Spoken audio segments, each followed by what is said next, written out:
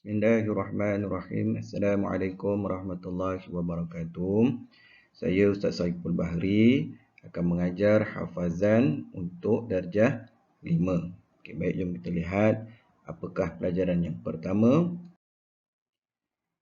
Pelajaran 1, hafazan Al-Quran, surah-surah pilihan. Sebelum tu kita lihat 1.1, iaitu pengenalan. Okey. Al-Quranul Karim adalah mukjizat Nabi Muhammad sallallahu alaihi wasallam yang kekal sehingga hari kiamat.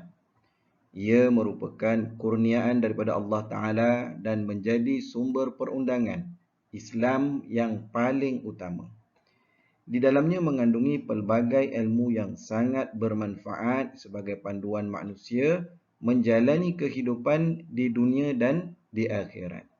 Umat Islam amat dituntut untuk membaca Al-Quran setiap hari dan baginya pahala atas setiap huruf yang dibacanya sebagaimana hadis Nabi Muhammad sallallahu alaihi wasallam yang disampaikan kepada kita daripada Abdullah bin Mas'ud radhiyallahu anhu. Jadi kita nak lihat apakah hadisnya yang menyebutkan tentang manfaat dan fadilat membaca dan menghafaz Al-Quran. Okay, jom kita cuba tengok. Man qara'a kharfan min kitabillahi falahu bihi hasanah wal hasanatu bi asyri amsalha la aqulu alif lam mim harfun walakin alif harfun wa lamun harfun wa mimun harfun. Riwayat At-Tirmizi. Okay, apa erti dia? Sesiapa yang membaca satu huruf daripada Al-Quran, maka baginya diberi satu kebaikan dan satu kebaikan itu menyamai dengan 10 pahala. Aku tidak bermaksud alif lam mim satu huruf, tetapi alif satu huruf, lam satu huruf dan mim satu huruf. 1.2 Kepentingan menghafaz Al-Quran. Kita cuba lihat. Menghafaz Al-Quran adalah suatu amalan yang mulia dan terpuji. Orang yang menghafaz Al-Quran akan mendapat kedudukan yang istimewa di sisi Allah Ta'ala. Para ulama yang tersohor, kebanyakannya terdiri daripada mereka yang menguasai Al-Quran dan As-Sunnah. Inilah rahsia mereka menjadi umat yang hebat. 1.3 Hukum menghafaz Al-Quran. Kita lihat. Menghafaz Al-Quran keseluruhannya adalah tidak dihukumkan wajib, iaitu fardu ain, kepada setiap orang Islam. Jelasnya, tidak dihukumkan wajib untuk menghafaz keseluruhannya. Hukum menghafaz Al-Quran adalah fardu kifayah yang bertujuan agar keaslian dan kesucian Al-Quran sentiasa terpelihara.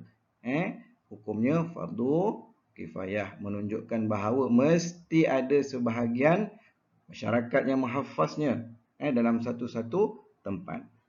Kemudian ia menjadi suatu keperluan kepada umat Islam sepanjang zaman. Okay, kita dah jelas berkenaan dengan hukum menghafaz Al-Quran. 1.4 Tujuan menghafaz Al-Quran. Okay, kita tengok. 1. Mengikut sunnah Rasulullah sallallahu alaihi wasallam.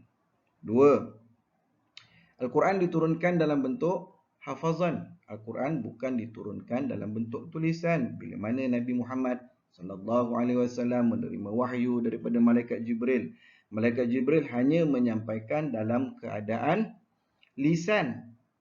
Malaikat Jibril tidak mengajar Nabi dalam bentuk tulisan.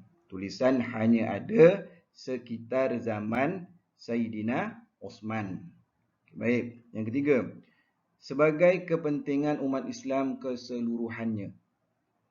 Yang keempat, memelihara Al-Quran daripada kesilapan percetakan atau penyelewengan. Kita pun maklum, Al-Quran itu banyak ayatnya, maka tak nak sampai ada kesilapan pada percetakan, maka perlulah ia dihafaz. Jadi itu antara tujuan menghafaz Al-Quran.